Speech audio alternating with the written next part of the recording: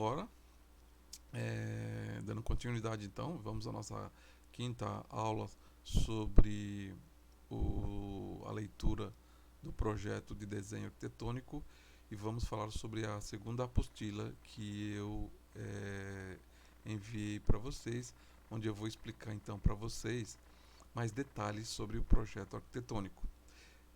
Agora nós vamos falar sobre a folha do desenho, né, de desenho, a folha, o papel, a prancha, como nós chamamos, né, do projeto arquitetônico. Então elas existem medidas pré-determinadas que vão desde o A4, que vocês conhecem, que é a folha que vocês sulfite, que nós geralmente usamos, né, nas escolas, até aquelas folhas maiores. Conforme esse número vai diminuindo, a folha vai aumentando. Então é assim, A4, A3 é o dobro da A4. Ou seja, duas folhas de sulfite junto, você tem A3. A A3 é o dobro da 4. Então, 4 folhas de sulfite junto, você tem a A4. 8 folhas de sulfite junto, você tem a A1. E 16 folhas de sulfite juntas, você vai ter a A0. Tá? Então, é isso que está explicando o desenho aqui. Tá vendo? Ó? A4, o dobro A3, o dobro A2, o dobro A1, o dobro A0. Né? Então, vai de 1, 2, 4, 8, 16. Cresce numa progressão geométrica, tá? O tamanho da folha. E essas são as medidas, então, obrigatórias. Então, os desenhos, as pranchas de desenho técnico de construção civil, desenho arquitetônico, eles são feitos em papéis que eles têm medidas pré-determinadas pela Associação Brasileira de Normas Técnicas, a ABNT, ok? Então aqui ele fala até o carimbo, né, que as margens, quando tem que deixar de margem, tudo está determinado, tudo, inclusive como se dobra, tá? Tem a forma como você deve dobrar essas folhas, tudo isso é determinado. Veja que é tudo protocolar, tá?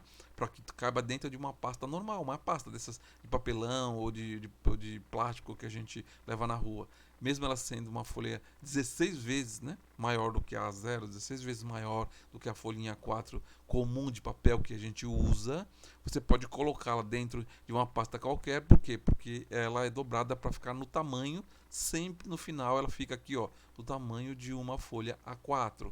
Ela vai dobrando, dobrando e sempre vai ficar aqui, ó, no tamanho de uma folha A4. Essa aqui é muito usada, eu já falei sobre isso com vocês, né? Esse formatozinho aqui, ele é muito usado quando vocês vão fazer o registro de cartório de imóveis, na planta de situação, que é aquela planta que dá a situação do lote na quadra. Então a gente geralmente usa essa quadra para fazer o desenhozinho do lote e da quadra e das ruas ao redor, tá? Tá aqui, ok? E aí aparece isso aqui embaixo, gente. Isso aqui a gente chama de carimbo. O que é o carimbo? É onde vai as informações técnicas. Quantas vezes você diminuiu a escala, né? Diminuiu 100 vezes, 200 vezes, 1 para 100, 1 para 200. O nome do proprietário, o nome do projetista, o endereço, certo? O responsável técnico, enfim, todas as necessidades que necessitam ser informadas para aquela planta ou para aquela planta de situação, para que tenham as informações necessárias do loteamento, tá? Aí depois aqui ele vai falar sobre a questão de que o selo também ele tem situações obrigatórias, né? Ele sempre deve estar deitado aqui, esse espaço sempre deve estar em branco para o carimbo dos órgãos legais, né? Que fazem a regulamentação dos processos não só de loteamento como de construção, tá? Aqui eu coloquei mais alguns modelos mostrando alguns tipos de carimbo para vocês, ok? E aí então fala aqui sobre a questão de que existe também até o detalhe da revisão, né? Quantas vezes aquilo foi revisado pela prefeitura até ser aprovado, corpo de bombeiro, meio ambiente, quantas vezes aquilo passou para ser aprovado, tá? Aí depois aqui fala sobre a planta baixa, fala que na planta baixa você tem coisas obrigatórias, tá? Usar sempre terminologia piso ou pavimento, não pode usar andar, né? Ter os elementos arquitetônicos cortados como de maior destaque a linha grossa, que nós falamos da linha grossa, né? O nome deve estar centralizado, como vocês viram, e a área também. Representar o norte, para dizer onde é o norte, né? O norte geográfico, né? Da planta. Mais tarde nós vamos ver por que tem que representar o norte, mas o norte sempre tem que estar indicado na planta, não o sul, não o leste, não o oeste. O norte, ok? ter a designação da escala, a gente já viu 1 para 100, 1 para 200, quantas vezes você diminuiu, né? Representar os beirais, com aquela linha tracejada, né? Representar os elementos significativos acima da linha de corte com linha tracejada, um ar-condicionado, por exemplo, alguma coisa do tipo, uma coisa que está acima de 1,50 que você precisa representar, como ar-condicionado, como o beiral, né? O final do telhado, o beiral, né? Ter representação da designação de portas e janelas, a gente já viu isso, né? J1, J2, P1, P2, P3, tá? Ter a representação da cota de nível, é a altura do piso em relação a o passeio, né? Então, se é 0,20, 1 metro, 3 metros, 6 metros, quanto é que está mais alto aquele piso em relação ao piso lá do passeio, lá da calçada, tá? Representação das peças hidráulicas, você precisa desenhar, né? Vaso sanitário, pia de cozinha, lavatório de banheiro, é obrigatório, tá?